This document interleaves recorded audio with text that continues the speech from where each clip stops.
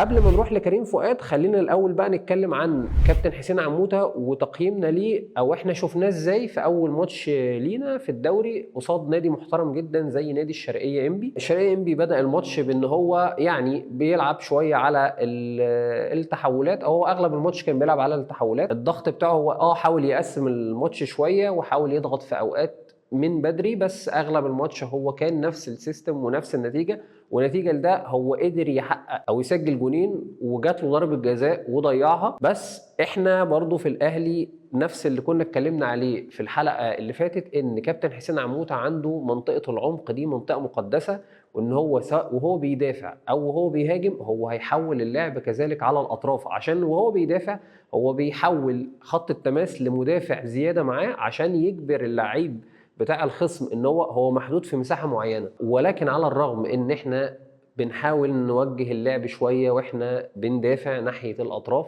فاحنا برضو استقبلنا هجمات واستقبلنا الاجوان اوريدي يعني من العمق. طيب ده سببه ايه؟ ده سببه ان احنا ما كناش مركزين بالذات في التشتيت وفي الارتداد علينا. يعني في الكوره ديت كانت غلطه في التشتيت من كان احمد نبيل كوكا بجون الجون، يعني شويه كان في سوء تمركز من شوبير، ودي النقطه يعني السلبيه الوحيده اللي هناخدها عليه النهارده، ويمكن ما اختبرش قوي. الجون الثاني مش هقدر الومه فيه لان هي الكره بصراحه كانت مرتده ممتازه، واللعيب اللي عمل الثرو ممتاز من انبي اللي وصل زميله بلمسه واحده تقريبا للجون، ودي انا مش هقدر الوم عليها شوبير قوي. طيب بالنسبه احنا بقى لينا كهجوم احنا عملنا ايه؟ انا النهارده اعتقد ان الاهلي ضرب رقم قياسي ليه يمكن في تاريخه كله في عدد العرضيات اللي عملها في ماتش واحد، وده اللي كنا اتكلمنا عليه. الاهلي يا جماعه تلخيصا يعني للاحداث، هو انتوا هتشوفوه باغلب الوقت كده الراجل ده بيجيب من الاخر.